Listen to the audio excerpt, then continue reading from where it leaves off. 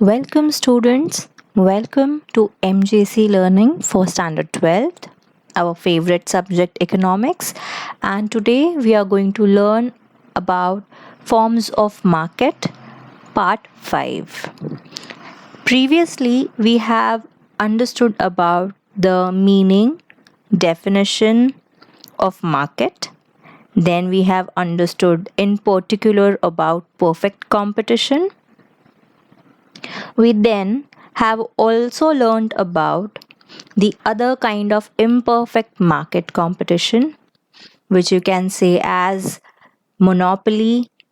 Then we have also learned about the other market forms. Now, today we are going to talk about a different kind of market competition known as monopolistic competition. It is a market in which you can say that there are certain features of perfect competition as well as of monopoly. That means monopolistic is nothing but a combination or a mixture of both the markets. That means perfect competition, there will be certain features and there will be certain features of monopoly as well. So, when both the mixture of these two market is combined, you get a different kind of a market competition. It is known as monopolistic competition. Now, this very concept of monopolistic competition was actually introduced to us by Professor E.H. Chamberlain. He coined up this concept in his book called as Theory of Monopolistic Competition, and this book was published in the year 1933. Now, according to Chamberlain, monopolistic competition refers to the competition. Of course, it is a market form, it is a market structure. So, there are going to be definitely the sellers also and the buyers also.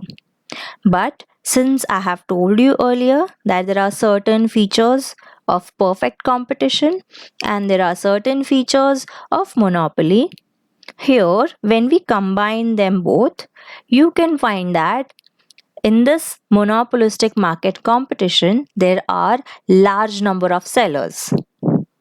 And the kind of product they are producing, they are close substitute to each other, but not the perfect substitute to each other. As we all can see in this picture, that there is Coca-Cola also and then there is Pepsi also, right? If you want to have something in terms of a Coke, then you can opt for Coca-Cola or you can opt for Pepsi, you can also opt for Thumbs Up, right? And when you want to have something in plain, you can have 7 Up, you can have Mountain Dew, you can have Sprite. That means the market has a large number of sellers. There are enough producers. There are large number of producers. They cannot be a monopoly. There is not one single seller, but there are large number of sellers. But the kind of goods they are producing, they are close to each other, but you cannot substitute product A with product B. And that is what makes monopolistic competition unique in its own self. Okay. Now, in order to understand them, we'll move on to one of each of the future features of the monopolistic competition. The very first feature is that of fairly large number of buyers. We are talking about in terms of the person who is going to consume the good. That means the buyer. They are in a fairly large number. And in this, you can say that since there are many buyers, a single buyer cannot influence. He is not able to influence the product, and therefore he is not having any control over the price as well, right? Because if person XYZ is not purchasing the good from the particular buyer, person PQR is going to purchase it anyway, right? So here, no single buyer can influence the price of the product. All right, so this is how you can say that in this is one of the feature of perfect competition, when where we had large number of buyers, but here we have fairly large number of buyer, but both of them ultimately talks about the same thing. That means they cannot influence the price of the product. Moving on to the second important feature is that of large number of sellers.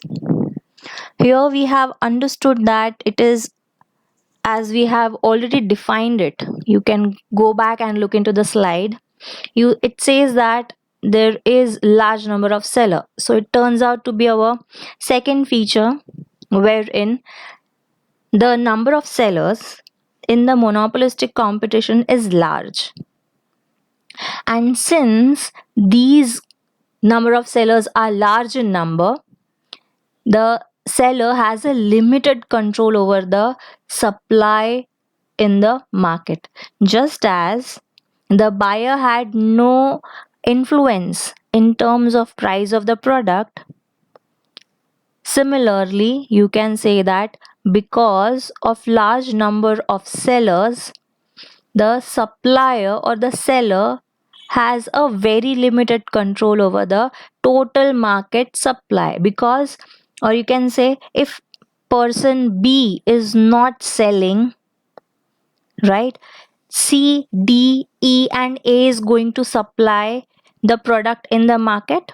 Since we have already seen the topic, that is large number of seller, so even if B is not selling, our seller A, C, D, E, F, they all are ready to put up the supply in the market, and that is why the control becomes very limited of an individual seller in the market. You can also say that in this market supply, the control is possible because of patents, trademarks, copyrights, and etc. other things. Like as we have understood in terms of monopoly, where we have learned about Parleji, they had their own patent, they had their own copyright, wherein you cannot make use of their tags, their jingles, their uh, tagline, or you can say like that, right? I'm not able to find that slide. I'm sorry. Okay. Moving back to the next slide. The third feature turns out to be product differentiation. There are large number of sellers, but what makes the seller be in the market and earn profit? It is the product differentiation. And this turns out to be our main feature of monopolistic competition. Here, since there are many firms who produce a particular product, but they produce in such a way that their product is different from the every other product in the market, right? So this makes the whole market of monopolistic competition unique. You'll find n number of, you can say fairly large number of sellers, but the product that each one of them are produced or they are producing, they are different in such a way that because of these different quality, different aspect, a consumer will be attracted towards them and make or help them earn profit. Okay, so product differentiation may take form of brand name, trademark, the type of the packaging, the container, the shape, the quality, the design, the color. All these things has their own attraction when it comes to product differentiation. Like mobile handset, we all are aware of the various mobile phones that are there, right? Realme, Redmi, but Apple iPhone is said to be different, and that is the reason why large number of sellers are there who is not producing the same type, but the consumer is ready to get it at any cost they want, right? Same as I told in terms of the cold drink. You can get n number of cold drinks in the market, but why you only want to have Fanta? Why you only want to have Coca-Cola? Because you found the product to be different, right? So product differentiation is the very important feature of monopolistic competition. See, there are chocolates over here, as we have seen, Perk, Kit Kat. They have that different taste altogether as compared to the Cadbury, as compared to the Five Star. So people are going to have the product as they see the quality of the product, the packaging to be different, and that is why they are going to opt for it. They are going to consume it. They are going to demand it. Even in terms of ice creams, we have n number of products in terms of ice cream. Vadilal, it has its own age old name, right? Then Baskin Robbins, it has its own kind of variety in it in terms of flavor. We also are aware of Naturals, which is not mentioned here, right? So it has its own quality. They say that they don't use any artificial uh, um, uh, fruits, right, while making the ice cream, so that attracts the consumer. All right, so moving on to the next feature, that is free entry and exit. Again, I'll say that it is a feature of similar to be that of perfect competition, because in Monopoly, you, if you all remember, there is a single seller, and that is the reason why he doesn't want anybody coming in the market, so that his market share is not reduced. So this is one of the important, again, a feature of perfect competition, free entry and exit. So if a firm is finding that there is a profit, if he can see the profit quotient high in monopolistic competition, he'll enter the market, and in case he finds it difficult to survive due to loss, he can shut down the firm and also go out and leave the market. So entry as well as exit, both of them are without any obstacle when it comes to monopolistic competition. Now, this is something interesting to understand. That is the fifth point, selling cost. Now, cost is nothing but the expense, the expenditure that a firm or the seller will have to incur. Now, again, why is it said selling cost? Because this cost is incurred, right? It comes into picture when a firm wants to sell his product in the market in order to create more demand, of course, right? So that is why it is said to be as selling cost. यानी वो खर्चा कब होता है? वो product को बेचने के लिए जब खर्चा किया जाता है एडवर्टाइजमेंट के through. See even here it is mentioned advertisement, then putting up the hoardings. बड़े बड़े हम होर्डिंग्स देखते हैं, एडवर्टाइजमेंट के बैनर होते हैं, एग्जीबिशंस होते हैं, फ्री गिफ्ट्स दिए जाते हैं या सैंपल दिया जाता है, हमारे मैगजीन्स में वो सैंपल होते हैं, राइट? एग्जाम्पल. देन टीवी पे एड्स आते हैं. So all these things are there, a part of the cost in the pocket of the seller. But since he want his product to be demand more, right, of course none of the seller will say भाई मेरा product का demand नहीं होगा तो चलेगा. But here the motive is कि ज़्यादा से ज़्यादा demand हो उसके product की, and that is why the cost which is incurred by the firm in order to create more demand, he is incurring certain expenses known as selling cost. Then moving on to close substitutes. Close substitute, as we have already understood even in our definition, though there is fairly large number of seller, the product are close substitute but not the exact substitute of each other. For example, toothpaste. In toothpaste, you have Sensodyne, which came up to be as a monopoly, but it was Colgate who came up with the same thing for sensitive teeth, and they named it some with the same name as well. Even then Patanjali came into the picture and they said even your gums will be healthier, and that is why there will be no case of sensitivity in terms of your gums, in terms of your tooth. So in this way the product are ample in number, right? Colgate hai, Pepsodent hai, other things are also there, right? So again coming back to this, they are close substitute but not the exact substitute for each other. They have some differentiated product due to the differentiation in terms of the product gives the satisfaction to the consumer.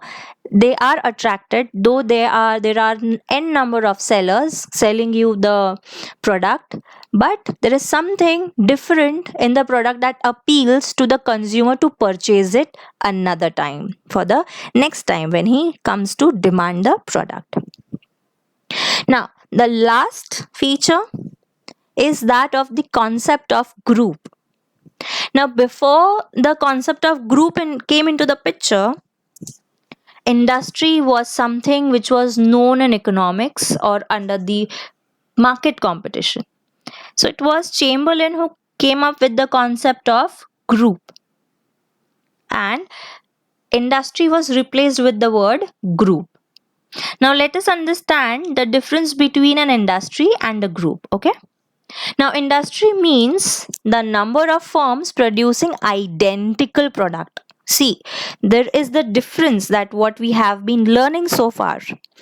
They are producing similar kind of goods, similar. Identical, homogeneous, if you all remember, homogeneous product, yes, the very same thing.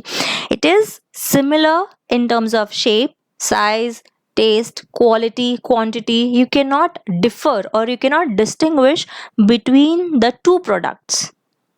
That was the concept, or the this things worked out in the industry format.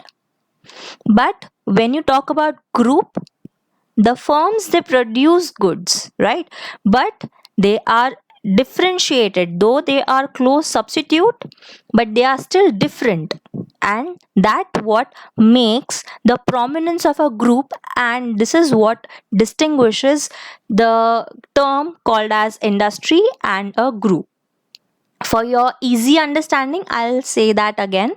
Industry में जब product बनते हैं वो एक जैसे दिखने वाले हुआ करते थे, सेम टेस्ट होने दो, साइज होने दे, quality, colour, quantity, right? But जब ग्रुप का कॉन्सेप्ट आया तो ग्रुप में क्या होने लगा कि प्रोड्यूसर्स तो बहुत सारे थे, वो अलग अलग प्रोडक्ट बना रहे थे, एक दूसरे के सब्स्टिट्यूट तो वो हो सकते थे, पर उनमें कुछ तो डिफरेंस था जिस वजह से कंज्यूमर है वो उन्हीं का प्रोडक्ट ले, इतना डिफरेंट हो कि उसी के प्रोडक्ट की डिमांड हो, बट वो उनका कोई क्लोज सब्स्टिट्यूट ना हो सके, यानी इसके बदले में वो ले लिया जाए, ABC के बदले में XYZ ले लिया जाए, ऐसा नहीं हो सकता। दोनों हम यूज कर सकते हैं, बट इसके बदले में हम दूसरे को ही ऑप्ट कर ले, ऐसा नहीं हो सकता था। So this is what Chamberlin came up with the concept of group. So students, in today's lecture we have understood about the meaning of monopolistic competition, which was first coined up by Professor E.H. Chamberlain. Then we have understood about the definition, the features. The very first feature was fairly large number of buyers. बहुत ज़्यादा buyer हैं, so एक बंदा market में वो product की price को influence नहीं कर सकता.